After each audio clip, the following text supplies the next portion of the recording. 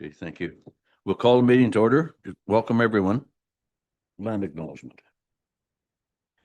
We respectfully acknowledge that the County of Haliburton is located on a Treaty 20 Mississauga territory and in the traditional territory of the Mississauga and Chippewa Nations, collectively known as the Williams Treaties First Nations. We acknowledge the shared presence of the Indigenous nations throughout the area and recognize its original inhabitants as the stewards of its lands and waters since time immemorial.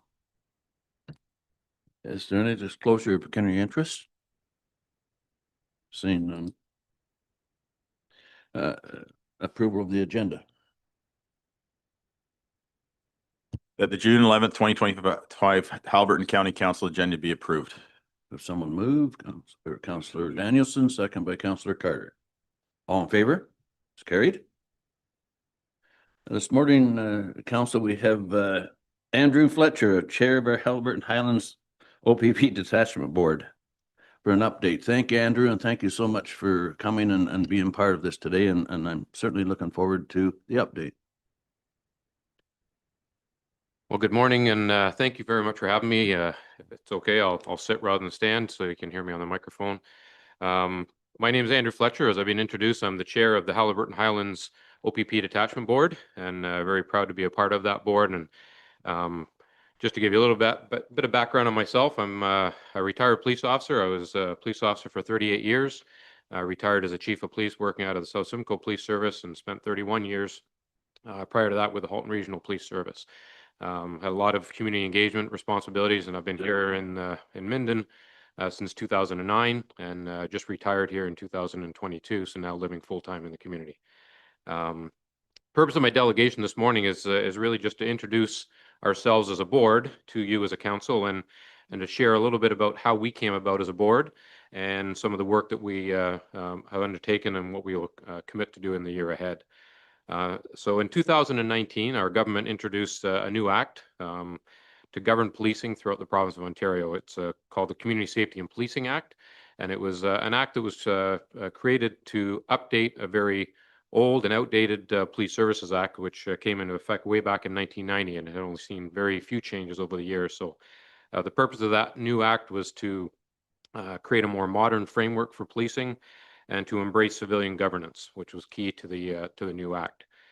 Through that new act, they also created a number of new sections, such as the public complaints section, the community safety and well-being section, discipline and termination, and they created a new body of governance called the Inspectorate of Policing, which is a civilian governance body that oversees policing for the province of Ontario. Some of these changes, some of the sections of the new act were staggered as far as their commencement date, but the full new act came into effect on April 1st, 2024. And this new act created what's now called a section around OPP detachment boards. It was always police service boards for municipal policing entities, but not for OPP boards. And that replaced what was previously called the policing advisory committees for various communities. Under this new act, the legislation created the ability for us to create here in Haliburton Highlands a 7-person board, 5 members, they could be up to 5 elected officials, 1 provincial rep and 1 community rep. Here in Haliburton Highlands, we were granted actually 2 community representatives because we had 4 representatives of council and 1 provincial rep and 2 community reps. Each member of the board serves for the duration of council or until a successor is appointed. Our members include Mayor Bob Carter from Minden Hills, Mayor Liz Danielson from Algonquin Highlands, Mayor Dave Burton from Highlands East, and Deputy Mayor Walt McKechnie from Dysart et al. Our provincial rep is Andrew Hodgson, and our community reps are myself and Andy Shevadukas.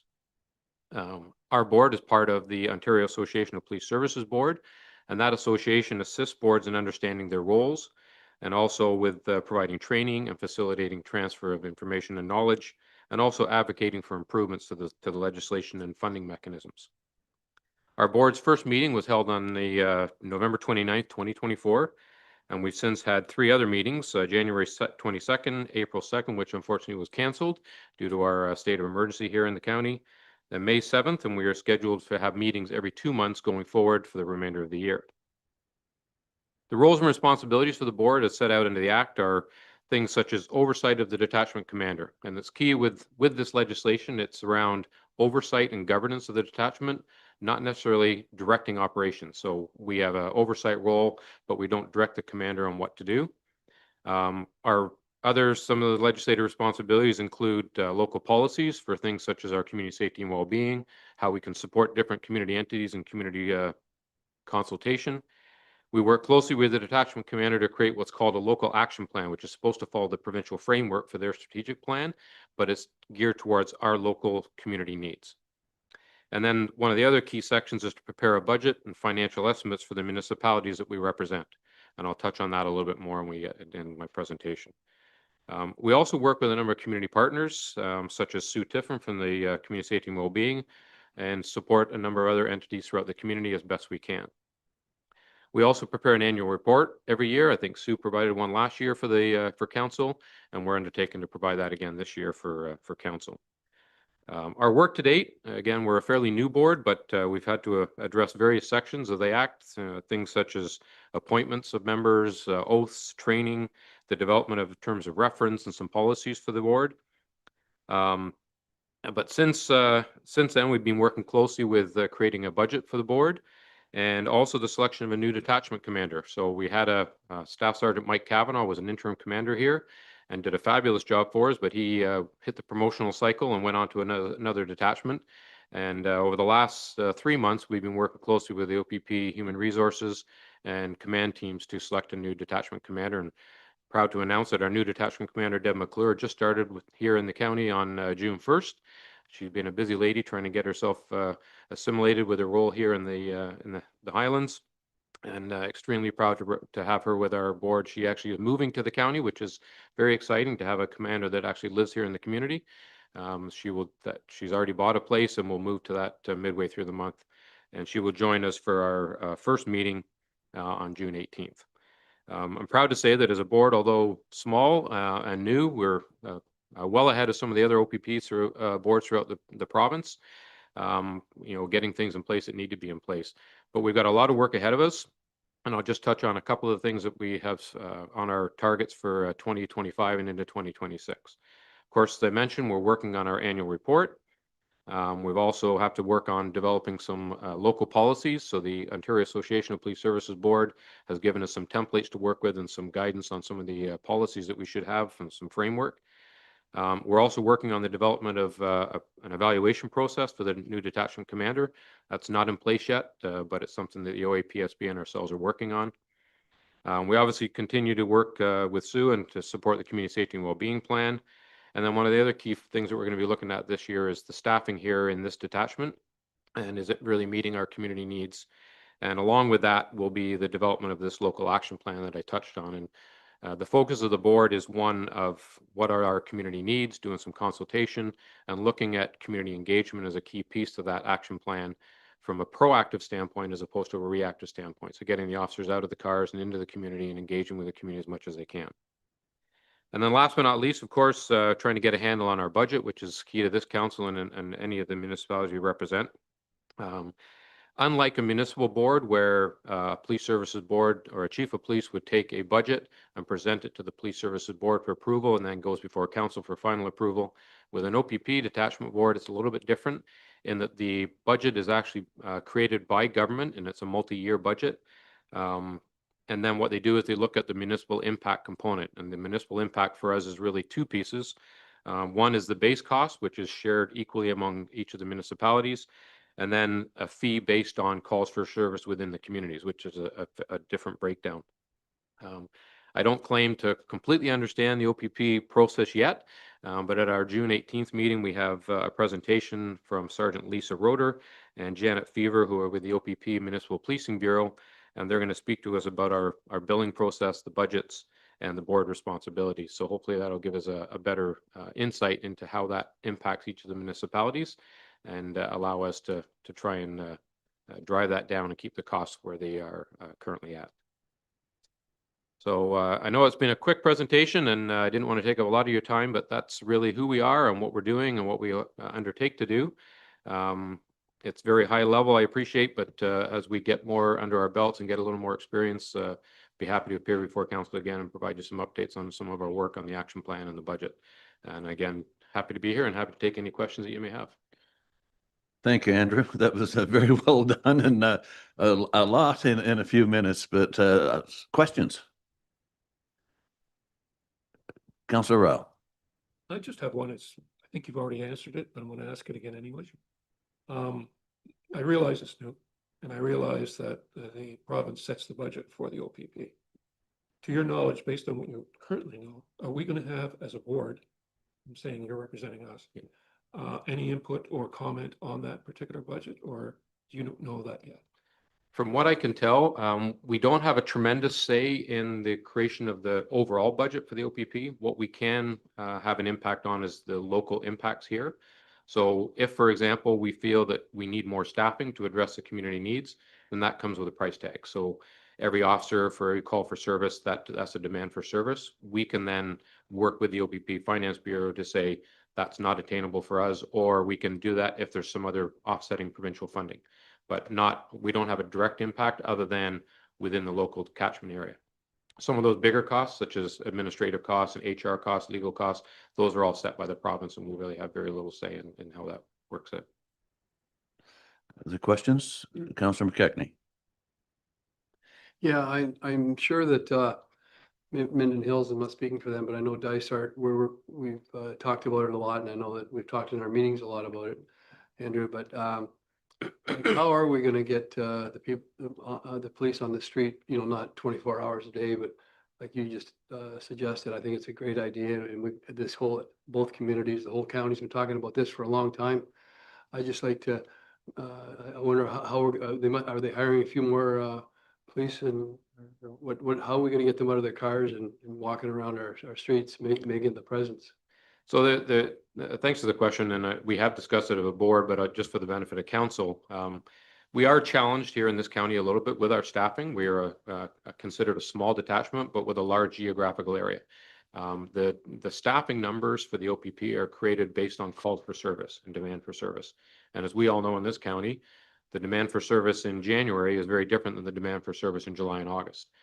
So they have to take the entire year and look at the calls for service and the demand for that service, and then find what they believe is a suitable number of staffing. I can't touch on the exact number of staffing because that's a confidential item for we obviously wouldn't want that out in the public if we don't have enough officers. But from talking to the detachment commander, I know that's key to her coming here, is that she's come from a larger detachment area and looked at some of the staffing needs there. But what we're hoping to accomplish is to drill down to those calls for service and say, do we need to be attending all those calls? Are there some alternate approaches to those calls for service? Alarm calls, for example, or some of the other complaints that might be better handled by a bylaw officer rather than a police officer. And then looking at some of those more intricate calls. So for example, if you had a large crash on one of our roads, it can tie up 3 or 4 officers at any given time if it's a severe crash and they have to then go to the hospital, or it involves an impaired driver. So those are spikes in our calls for service that then demand other resources. The way the OPP staffs those currently is they rely on support from outside of our detachment area, from neighboring detachments. We don't get necessarily billed for those services, but we can also request, as some of the other communities have done, Wasaga Beach and some of the others that see a big increase in their calls for service during the summers, we can ask for increased officers during those peak times. That, of course, comes with a cost to it, and there's a section of the Act that does allow us to do that, but allows us to then pay for those services as they're needed from another detachment. So that's the first piece, is do we have enough staff? And then looking at the allotment of their time in a day, is it when is their peak times for calls for service? Is the distribution of the staff right for those times? If there's a lot of calls in the evening, a lot of calls into the night, do we need more officers working those shifts and working the day shifts? And then looking at what they're doing when they're actually during those working hours. Are they strictly reactive and just responding to calls, so therefore not doing that proactive side? But when they have that time, how are they using that time? And that really comes from the detachment commander to try and encourage the staff to get out of their car, to walk the beat, to go into the communities when they're not just there to take a call. We call it patrol with a purpose. So you have to have a purpose for being there. It's no good just driving through a community aimlessly. Understand why you're there and what you're accomplishing. And hopefully our new detachment commander, from what I can tell from an early conversation with her, she's very community focused, very interested in that community engagement piece. So hopefully we'll continue to drive what Mike Kavanaugh has done so far and get the officers on the beat, out of their cars, and engaging with the community. Other questions? Councillor Rao. Yeah, one of the things that was spoke about is where the, the overall ability for the OPP or police in general to be able to handle a large cross-section of the challenges that we have. Obviously, the focus on crime, but with that comes the reason why we have crime. And for the most part, it's either, well, the top three would be poverty, drugs, and just mental well-being in general. We've got organizations in this particular area, one being the health unit, another one being a really great committee between us and City of Kawartha to deal with poverty and housing and so on. Do you see a role where you would actually be, I don't want to say collaborating or forming a joint, but some kind of a way to look at how to help the OPP through those organizations to let them, give them more, the ability to be in more places at the same time and possibly reduce the crime that they have to fight? Thanks again for the question. And it's something, obviously the work with the community safety and well-being plan is so key to addressing some of those core issues. Trying to get to the what's at the core of our calls and why are the police going there. Mental health calls, for example, the OPP currently has one member on the MCERT team, which is Mobile Crisis Response Team, and they work closely with the health providers because obviously many of those calls, whether it's addictions, homelessness, mental health, has nothing to do with crime. It has to do with the well-being of that individual. And so why call the police?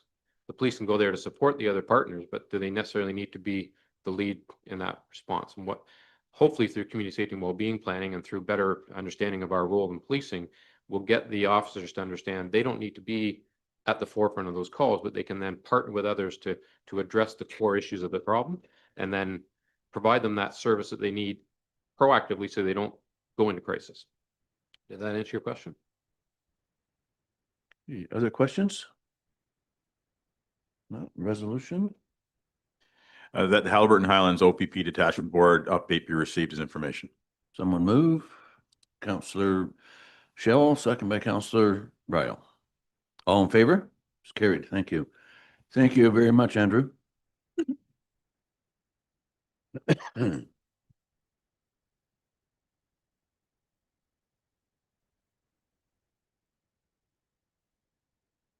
The consent agenda. That the items listed under the heading consent agenda for June 11th, 2025 be adopted as presented. Someone move. Counselor Ferry, second by Counselor McKechnie. All in favor? It's carried. Office of the CAO, Chief Administrator Office. Thank you, Warden Burton. This is just information for council's consideration. That we received a notice of passing from a bylaw, a zoning bylaw from the Township of Algonquin Highlands. And it was approved by the township, but there's opposition at the local level to it. And as such, we've been asked county council has been asked to consider review of the decision of the Algonquin Highlands. As such, we were required to bring it forward to county council for direction. At this point, our recommendations we received the request as information. Questions? Counselor Shell. I understand we're just receiving it as information today, but if it does come back or will be coming back later, could I just ask a couple of questions now, or would you prefer that I would wait? Just for clarity, so we're just bringing it forward as information because we're required to. If council wishes to make any direction towards it, it should be made today because any response would have to be forwarded back to the township by the 21st of June. Okay, then I do have two questions, if I may. The first one was looking at all of the documentation. Is there a legal right of way on paper for this item? Like looking at it, it appears that the person's going over the neighboring property to access their property. So just wondering if something happened down the road, if that property was sold, if there's not a legal right of way. And is it possible to find out, like maybe, obviously fortunately it's just Liz here today, Jennifer can't speak to it, but like why Algonquin Highlands approved it then? Like maybe that would explain to the rest of us, what if maybe there is no issue or there is an issue or. If you wish, there is a legal right of way that does access a municipal road. It's actually a county road, a little Hawk Lake Road. We looked at, I mean, it was clear that there was an issue or appeared to be an issue with the right of, or the access to the property. The big emphasis seemed to be from the Lake Association, health of the lake, which is why we've asked for an environmental impact study. The applicant also did a nutrient management study. He had a OMAFRA come and look at the property. He had MNRF come and look at the property. Like, he really went through quite a few hoops. Every member of council, bar one, 4 of the 5 of us went and viewed the property and the neighborhood to see what impact there was. It just seemed to me that the county's official plan and our official plan, not only did they have a line in the official plan about the access, there was also a considerable amount of information about support for agricultural uses, for self-sufficiency. So, so they're kind of conflicting information. We also acknowledge that all of our official plans are outdated. And there's been a lot of information come forward through the province that are going to require some changes. We just felt that, the other thing that I should add is that the property in question is surrounded by other rural parcels that are in similar proximity to the lake. They're not on the lake, but they're in reasonable proximity to the lake, that they could do exactly what the applicant wants to do without even applying for it. He initially wanted to have a certain number of animals on the property, and I think the calculations allowed him to have 8 animals. And the calculations are like sort of include a number of animals and chickens and he's agreed to reduce that number significantly. It just almost seemed to come down to, it wasn't really about the health of the lakes, it was about the number of pigs. Okay, Gary? Just specifically I want to get into the aspects of the planning side of it.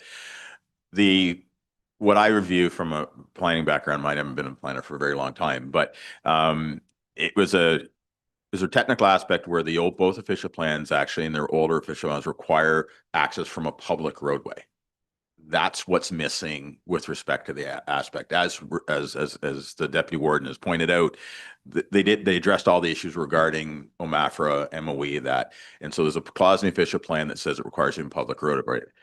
It's not. It's actually off registered right of way, which is a difference. It's a nuanced difference, and that is why it's stated as it doesn't conform to the county official plan.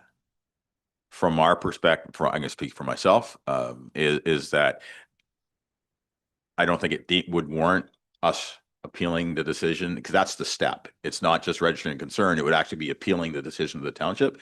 As I mentioned to Councillor Fury earlier today, it would have to be a very egregious matter before I'd come to county council and ask them to appeal the decision of a duly elected body, like a lower tier municipality. I don't think that meets that standard in this case. Lisa, another question? Nope, that was all. Thank you so much. Any other questions? Resolution? Sorry, that staff report CAO 05-2025, notice of passing of bylaw 2025-61 be received as information. Could have someone move? Councillor Ferry, second by Councillor Carter. All in favor? Carried. Thank you. We're down to planning, overview of proposed provincial legislation changes. Director Purcell's here to speak to that. Okay, thank you. Welcome, Elizabeth. Thank you, Warden. Throughout the month of May, the province released 3 pieces of legislation that propose to amend a number of acts, namely the Endangered Species Act, the Planning Act, and the Development Charges Act. While the staff report goes into depth about the changes, I'll just highlight a few of the more relevant ones from each for you here. Bill 5, the Protect Ontario by Unleashing Our Economy Act, which actually received royal assent last week, will replace the Endangered Species Act with a new Species Conservation Act, the language of which has not yet been released. And it will place the decision making role of what species are on the endangered species list with the minister. Right now it sits with a board of subject matter experts. And separately, it will create the concept of special economic zones that are able to disregard essentially any regulatory requirements. Moving on to Bill 17, the Protect Ontario by Building Smarter and Faster Act. This act, in staff's opinion, will have the biggest impacts on our planning functions of the three pieces of legislation. With respect to the local municipality specifically, minor variances are to have as of right permissions now, where an application wouldn't be required for setback reductions in settlement areas. And further, the setback permissions in place for a property at the time of a building permit is issued would be the applicable setback permissions for that property in perpetuity. So even if applicable zoning bylaws were updated and minimums were increased for various reasons, they wouldn't apply to properties that have had building permits issued at some time. Bill 17 also limits the technical studies we can ask for to only those listed in our official plans, unless the minister themselves allow for others to be included in the list of submission materials that are required for application to be deemed complete. This would also, on the minister's part, be determined on a case-by-case basis. So you'd have to apply. It's not necessarily a significant issue because we do collectively have lists of submission material requirements in our official plans as it stands, and through any future official plan amendment or comprehensive review, the minister would approve our plan, which would include an up-to-date list, so that requirement would be satisfied. Additionally, with respect to technical studies, Bill 17 will no longer allow municipalities to peer review studies, but rather whatever studies are submitted would be considered final. This removes the ability for municipalities to work with proponents to ensure things like legislation conformity, servicing suitability, coordination between consulting reports, et cetera, are being met. And particularly for small municipalities who don't have subject matter experts on staff, this could be quite problematic. And then lastly, Bill 30, the Working for Workers 7 Act, proposes to exempt exempt any development that received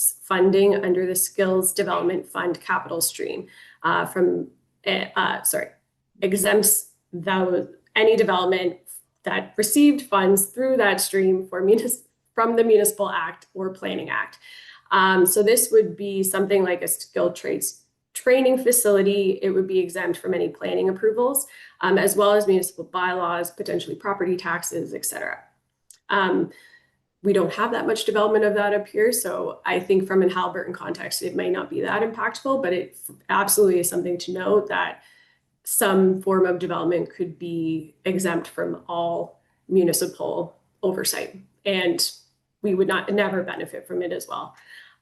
So with that brief overview, I'm happy to take any questions council may have at this time. Thank you.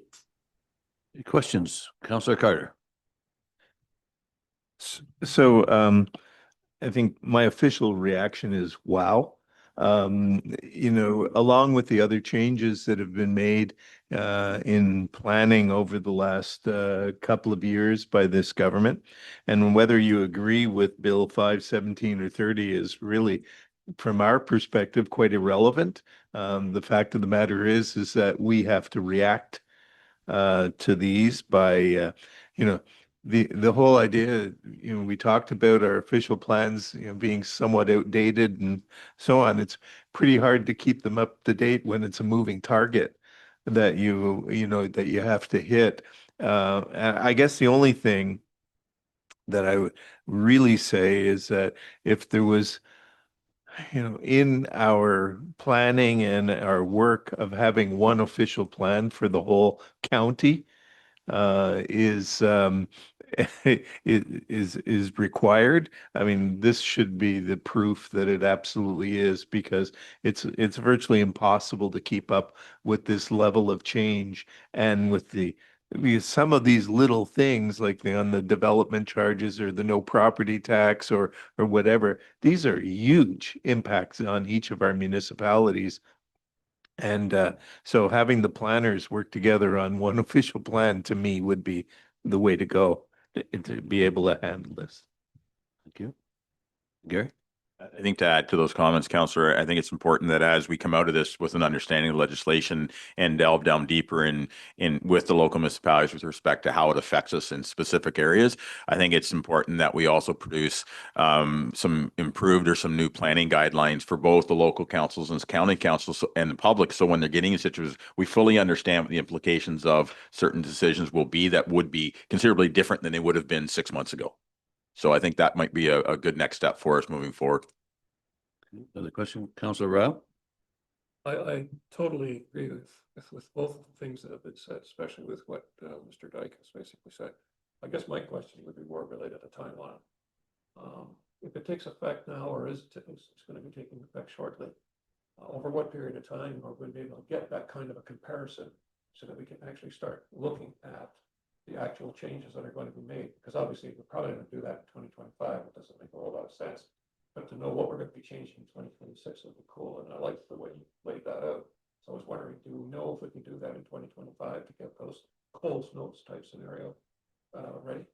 Gary? At the risk of speaking on behalf of Director Purcell, I would say yes. I mean, from the guideline standpoint, I mean, it's just an understanding, and it's more Elizabeth and her team plus her colleagues at the local level better understand the legislation, how it directly impacts. As she did mention, a lot of it, we won't necessarily get that form of development here, so it may not, the effect may be minimal, but it's more of that understanding. So I think at least from an introductory standpoint, that can be done within the next little while. But the bulk of it will take place as they're working on the consolidated official plan and making sure all that information is included in the new document, and then the kind of the user's manual coming out of it would happen then.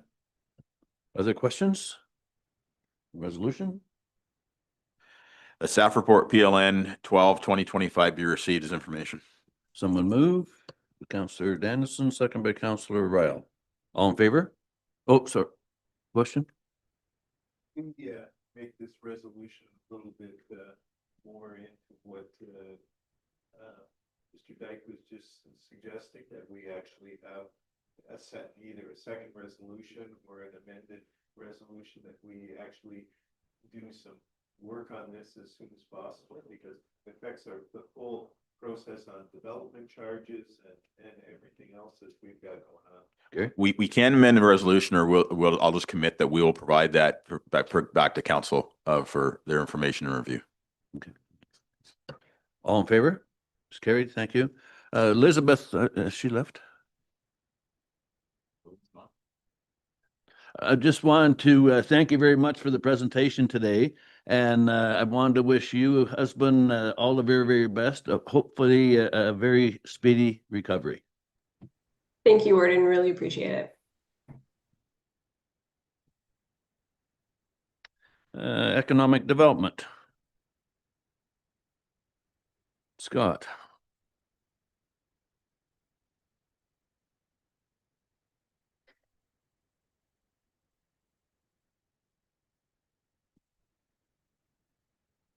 Good morning, Warden and members of council.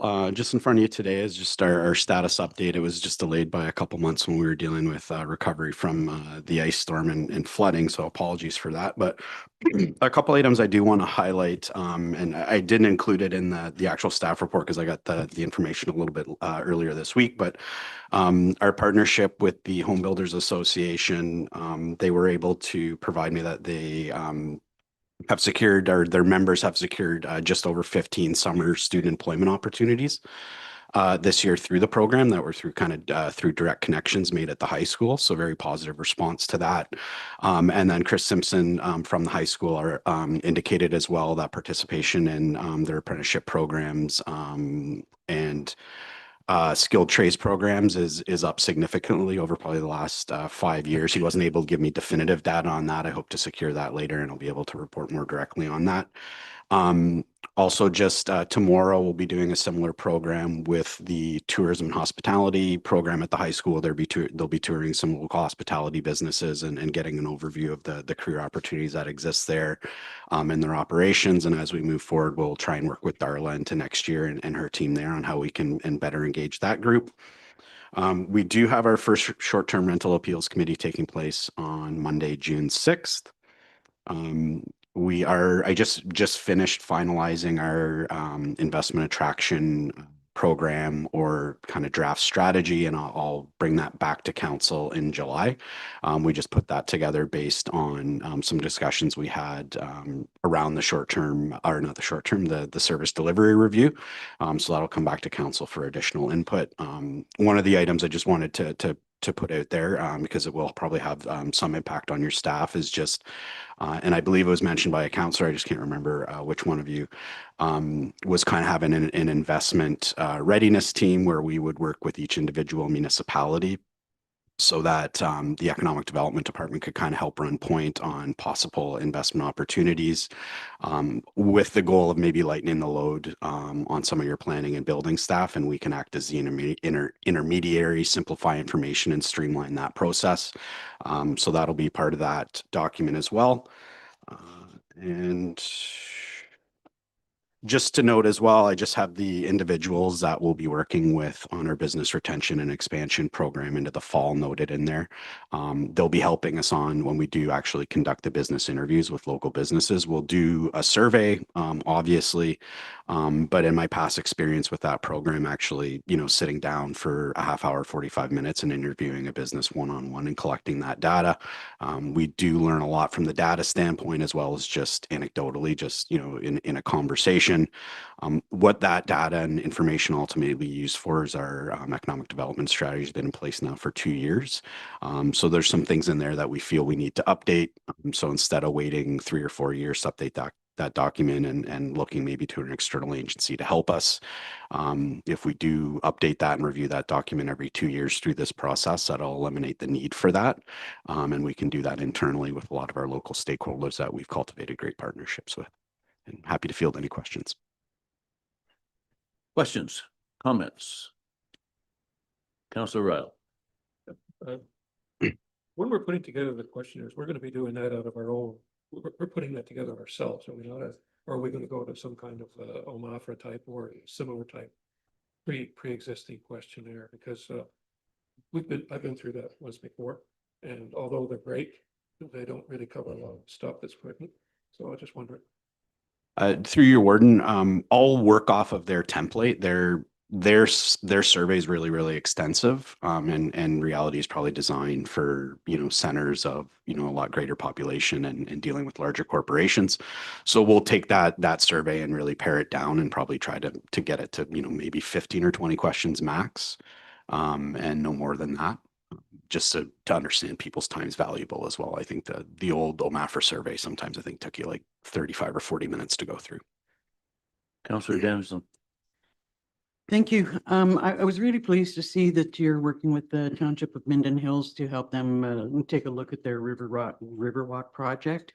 It's one of the things that I think that council was looking forward to when we decided to re-energize the economic development department, was that, you would work with the lower tiers and help them with any substantial projects. So I was just pleased to see this and hoping that, as we all start working on our budgets, that maybe you could come around to each of the individual member municipalities and just ask the councils individually if there are any specific projects that they'd like to work on as we all work on our budgets.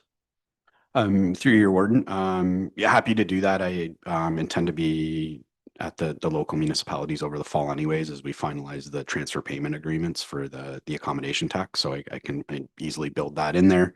And then you'll be happy to know that as in part of the investment attraction program we're putting together, is we have included looking at the airport and what that looks like for us and our involvement in that and how that can be marketed and promoted. So Thank you.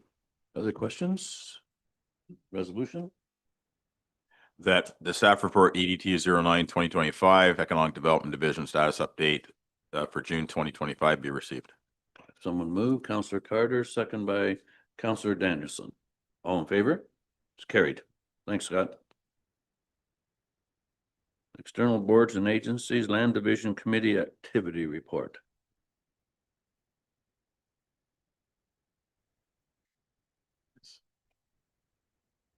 Okay. Thanks.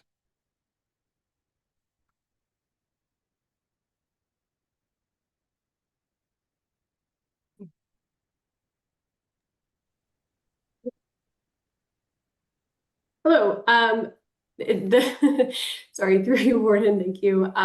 The report is just our standard update report. If anyone on council has any questions about anything that was brought forward to Land Division Committee, happy to answer them at this time. Thank you. Questions? Resolution? That staff report PLN 11/2025 Land Division Activity Report for April, May 2025 be received. Have someone move? Councillor Fury, second by Councillor Carter. All in favor? It's carried. Notice of motion? Councillor McKechnie. Yeah,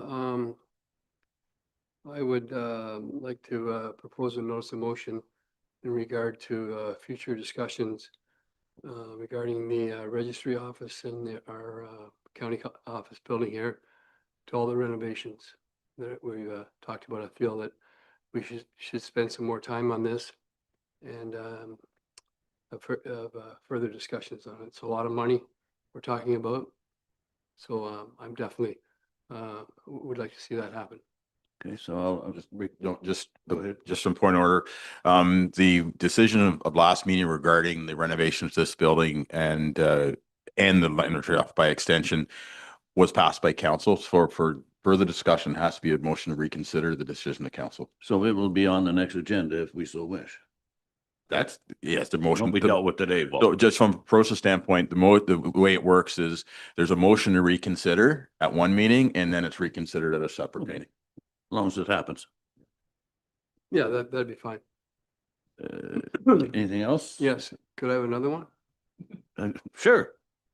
I don't know whether the other municipalities are having any issues in regard to cell service, especially like I'm just talking about myself. When I leave my house at 1284 Elk Drive in Moose Lake, and say I'm going to the office, and I'm talking to Murray on the phone about something, I'm interrupted maybe 4 to 5 times with blackouts, and and of course I've got a bell service, and I understand that I'm not trying to promote Rogers, but I understand, I've been told by my friends who have Rogers, they say, well, if you had Rogers, it wouldn't be a problem. But I know it's a big problem in our area because I have a lot of my constituents telling me this too. That so I don't know whether we can look into that or not, but it's.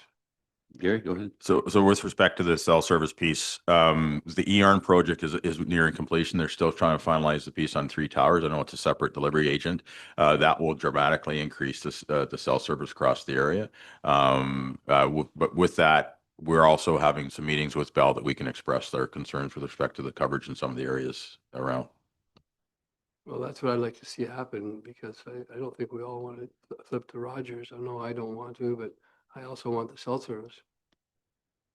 We'll reach out to Rogers. Okay, sorry, Bell, excuse me. Okay. All right. Thank you. Bylaws for consideration. Oh, sorry. Just for clarification, and he put the motion, does somebody have to? Like, are we Direction? going to deal with that again, or I felt like we already dealt with it at the last meeting, so I just want some Yeah, clarification. so yes, there would be. So so the matter was, as it stands right now, we're proceeding with Councillor McKechnie has asked that he'll next meeting, he will bring forward a motion to reconsider the decision of council. That will be on the agenda of the next meeting. But as it stands right now, we are moving forward the project as approved by council. Regard to the renovations? All right, bylaws. Is there going to be discussion? Just to clarify, so it depends. So as it stands right now, we're in the process now of releasing the RFP for the work. So the physical work isn't being done, right? And with respect, Councillor, that is based on the decision we received from council last meeting. So next meeting, there will be a motion to reconsider that decision on the agenda where the discussion will happen. And if the council reverses decision, then we will stop the process. But as it stands right now, we're in the process. The RFP is being released. I think it actually has been released for the work based on the decision of council to move forward. However, at the next meeting, at your request, there'll be a motion to reconsider that decision. If that motion is carried, and the decision is to stop the project, we will stop it at that time, or whatever in between direction we get from council. Well, why don't we just wait another 2 weeks and then, The document's already been issued. But again, that doesn't commit us to anything. It's just the process is in place. If council at the next meeting makes a decision, if majority reverses the decision from the previous meeting, then the project would stop or be modified as per the new direction of council. Okay. Bylaws.